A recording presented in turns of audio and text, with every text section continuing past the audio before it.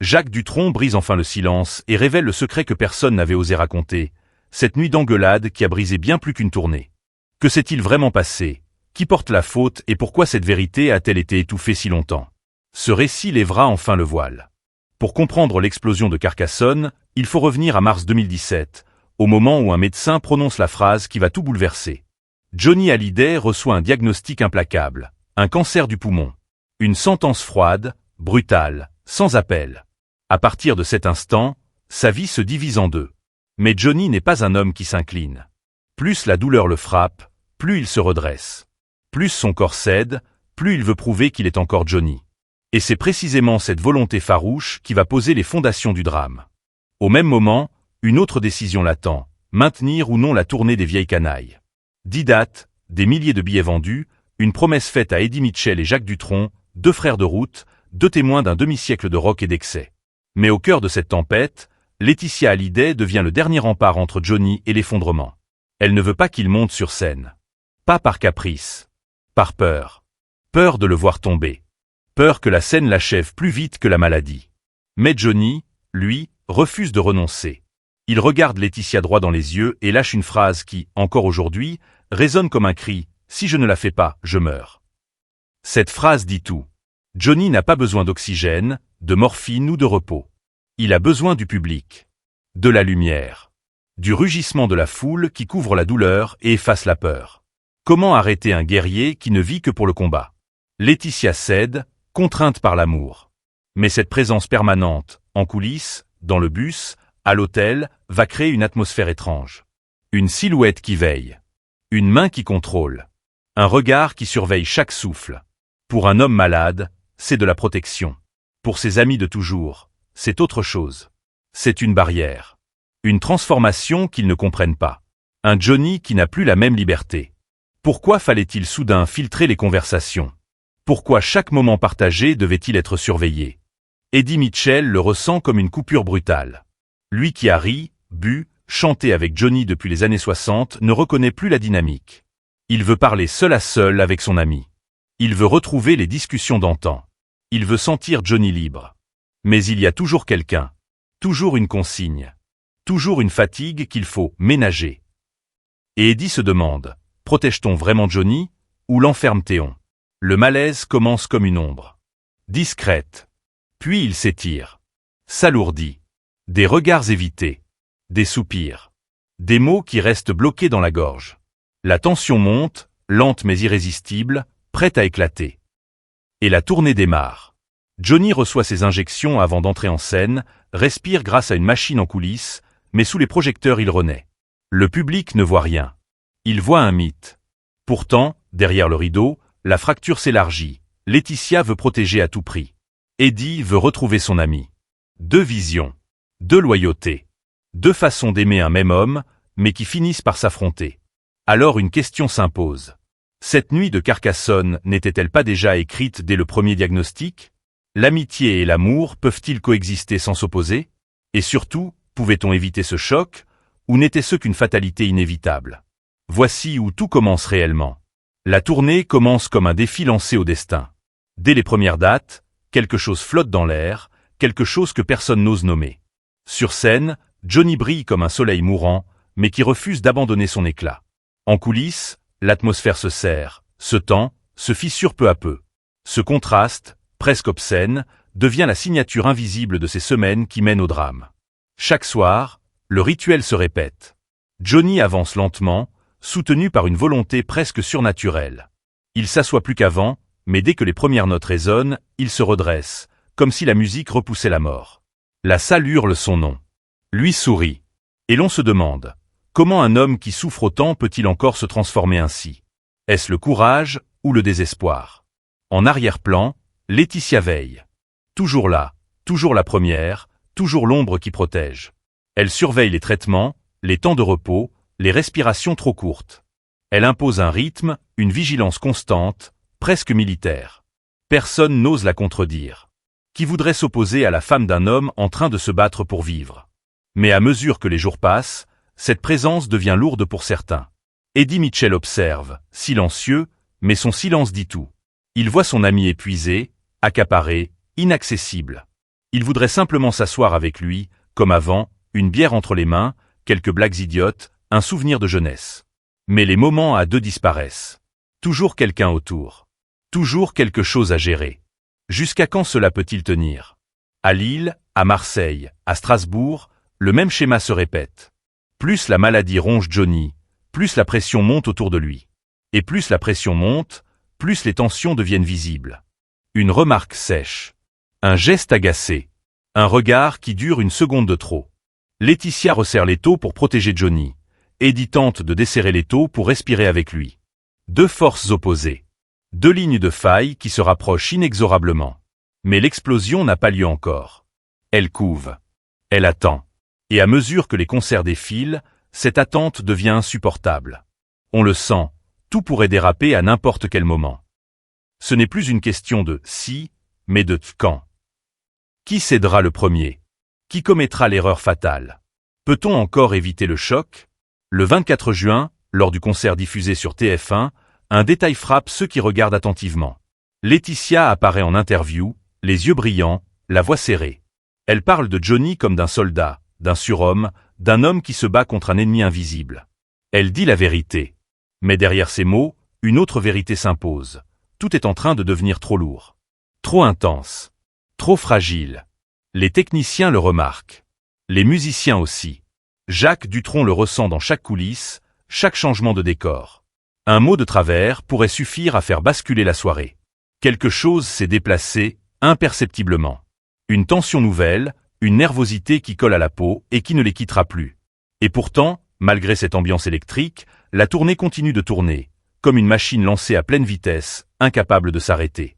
Les dates s'enchaînent. Bordeaux, Toulouse, Paris. Mais tout le monde sait que, tôt ou tard, la machine va dérailler. Personne ne sait quand. Personne ne sait comment. Mais tous le sentent. La tragédie commence ici, dans ces signes minuscules que personne n'a osé affronter. Et la suite sera bien pire. Carcassonne. 5 juillet 2017. Une chaleur lourde, collante, presque électrique. Comme si l'air lui-même savait qu'il allait assister à quelque chose d'irréparable. Le théâtre Jean Deschamps est plein à craquer. Le public crie, chante, exulte. Personne ne devine que, derrière les rideaux, le fragile équilibre qui tient encore la tournée ne tient qu'à un fil. Un fil prêt à céder. Johnny s'avance sur scène, un peu plus lentement que d'habitude. Ses jambes tremblent. Son souffle est court. Mais dès que les projecteurs l'engloutissent, il se redresse une dernière fois. Le guerrier montre les dents. Le public hurle. Personne n'imagine qu'il chante ici pour la dernière fois.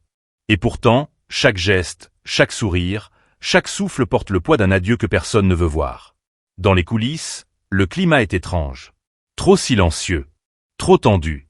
Laetitia veille encore plus près que les autres soirs, presque collée au rythme de Johnny.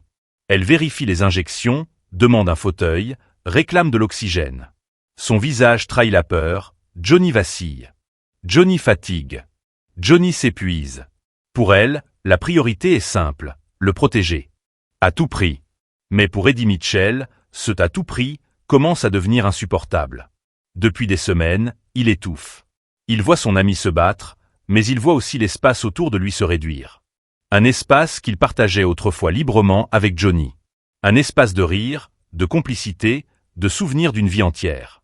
Désormais, tout semble contrôlé, filtré, verrouillé. Et Eddie se demande, protège-t-elle Johnny, ou le coupe-t-elle du monde? Le concert touche à sa fin. Les dernières notes résonnent dans la nuit chaude. Le public se lève, applaudit, pleure. Johnny salue, s'assoit un instant, puis disparaît dans l'ombre. C'est terminé. Personne ne le sait encore, mais plus jamais il ne remontera sur scène. Et c'est là, dans cette transition fragile entre lumière et obscurité, que tout bascule. Les coulisses se remplissent d'un brouhaha confus. Des techniciens rangent, des musiciens discutent, Jacques observe en silence. Puis un éclat de voix déchire le fond du couloir. Bref. Section. Tranchant. Un premier mot violent. Puis un deuxième. Et soudain, la dispute éclate comme un orage longtemps retenu. Eddie et Laetitia. Deux volontés. Deux colères. Deux douleurs. Une seule étincelle. On ne saura jamais exactement qui a lancé la première phrase. Ni le mot précis qui a mis le feu. Certains parlent d'une remarque sur l'état de Johnny.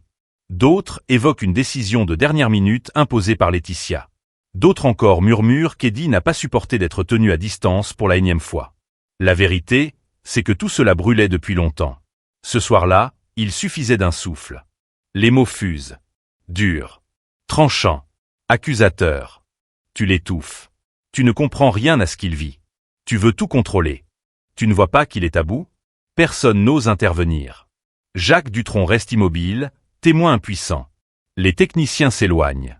L'air devient froid, glacé, malgré la chaleur de juillet. Cette scène ne devrait pas exister. Pas ce soir. Pas à ce moment-là. Pas devant Johnny. Mais Johnny est là. À quelques mètres. Il entend. Il comprend. Et le choc le traverse comme une lame. Comment en est-on arrivé là? Comment deux personnes qui aiment Johnny peuvent-elles se déchirer devant lui? Comment cette dernière soirée, qui devait être une célébration, devient-elle un champ de bataille? Eddie finit par tourner les talons. Sans saluer. Sans un mot. Sans un regard en arrière. Ce geste-là, plus que les cris, plus que les reproches, brise quelque chose en Johnny. Une ligne de confiance. Une fraternité vieille de 50 ans. Un lien que rien ne semblait pouvoir fissurer. Lorsque tout le monde se disperse, Johnny se retrouve seul. Assis au bar de l'hôtel. Un verre à la main. Le regard noyé dans un point fixe. L'homme qui a fait danser la France entière. L'homme qui a tout connu, tout brûlé, tout vécu. Ce soir-là, il n'est plus une légende. Il est un homme brisé par ceux qu'il aime. Jacques le rejoint. Johnny lève les yeux. Et dans un souffle presque trop faible pour être vrai, il dit « Bon, on repartira en tournée tous les deux, mon Jaco.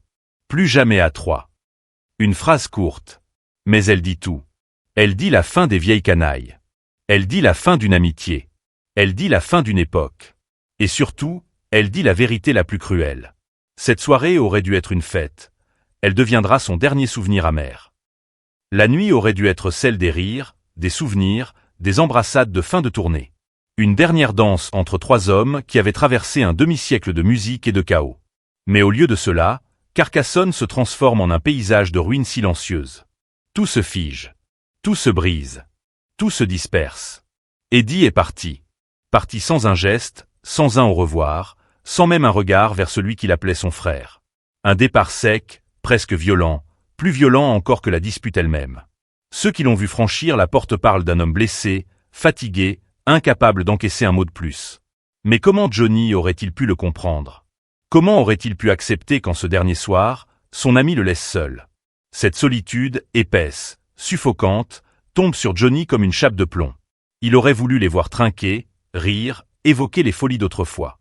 Il aurait voulu sentir, juste une fois encore, cette fraternité indestructible qui les unissait. Mais rien de tout cela n'arrive. À la place, il ne reste qu'un silence coupant, un silence qui hurle ce que personne n'ose dire. Chacun part dans son coin. Les musiciens rangent en vitesse. Les techniciens s'évitent du regard. Jacques, lui, marche lentement vers le bar, comme s'il pressentait ce qu'il allait trouver. Et il le trouve, Johnny, seul, immobile, le visage marqué par une lassitude abyssale. L'idole des jeunes, entouré toute sa vie de foule hurlante, soudain réduite à un homme qui regarde son verre comme on regarde une vérité trop lourde à avaler. Comment en est-on arrivé à ce naufrage? Comment une dernière soirée peut-elle se transformer en défaite intime? Et surtout, combien de temps encore Johnny pourra-t-il supporter ce genre de blessure? Lui qui se battait déjà contre son propre corps doit maintenant affronter une fracture dans son cercle le plus proche. Une fracture irréparable. Car les mots lancés ce soir-là ne disparaîtront pas.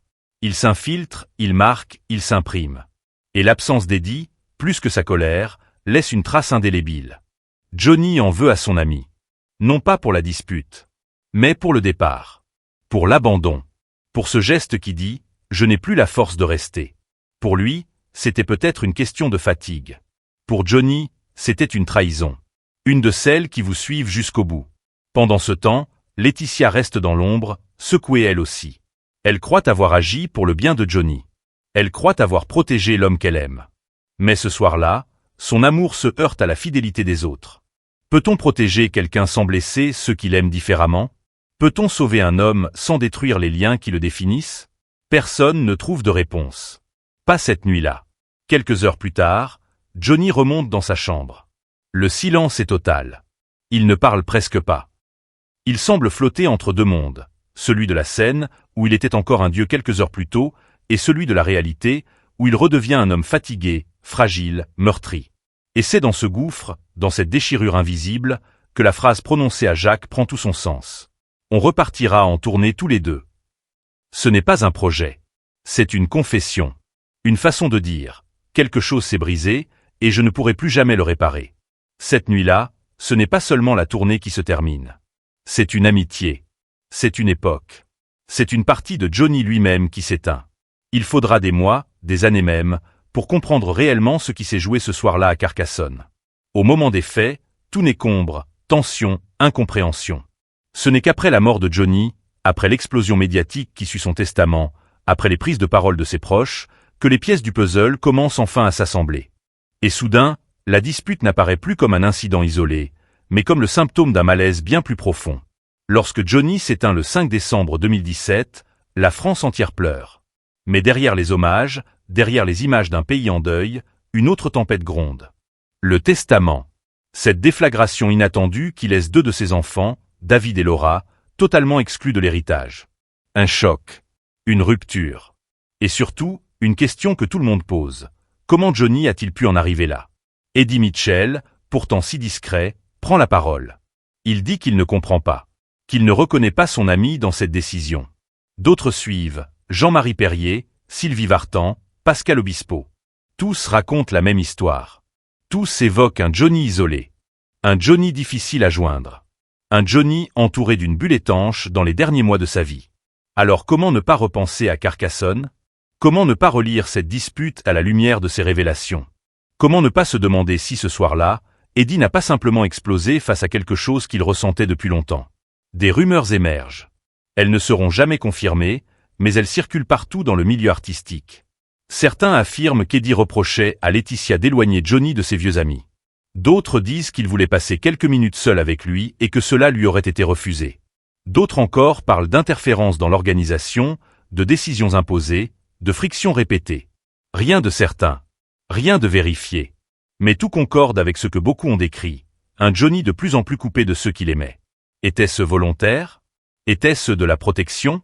Ou simplement une conséquence tragique d'une maladie qui détruit tout, même les relations les plus sacrées? Ce qui est sûr, c'est que le Johnny des derniers mois n'était plus le même. Son corps faiblissait, son esprit luttait, et autour de lui, les tensions s'aiguisaient comme des lames. Deux visions s'affrontaient sans jamais se rencontrer. Celle d'une femme qui voulait le préserver coûte que coûte, et celle d'amis qui voulaient encore le vivre, le toucher, le sentir présent, même affaibli. Et au milieu de tout cela, Johnny lui-même. Pris entre deux fidélités. Tiraillé entre deux amours. Incapable de satisfaire l'un sans blesser l'autre.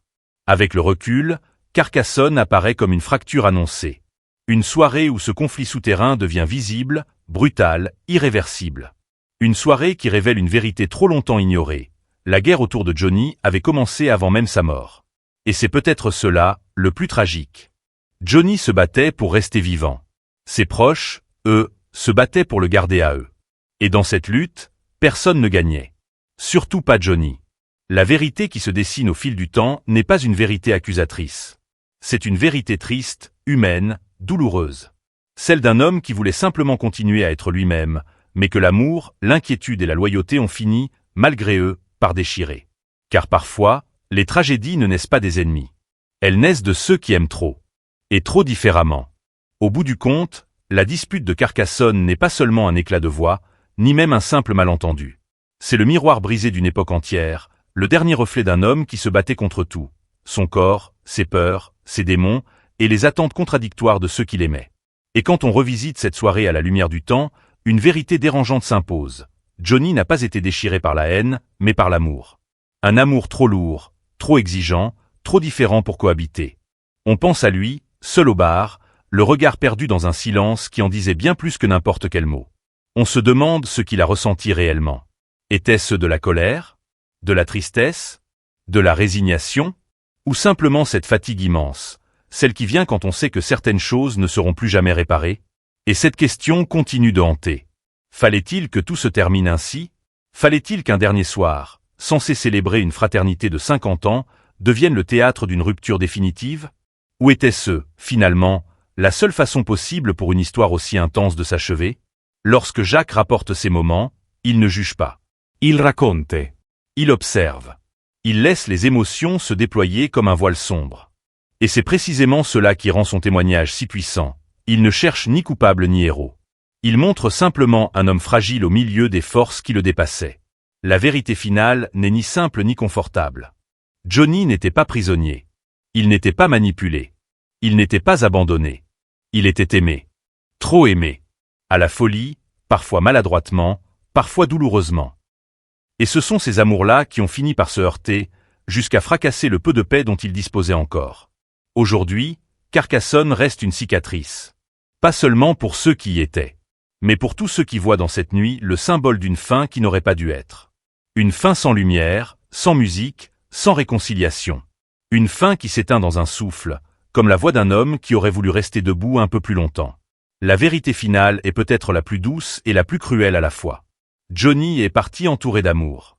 Mais un amour incapable de se mettre d'accord sur la façon de le retenir.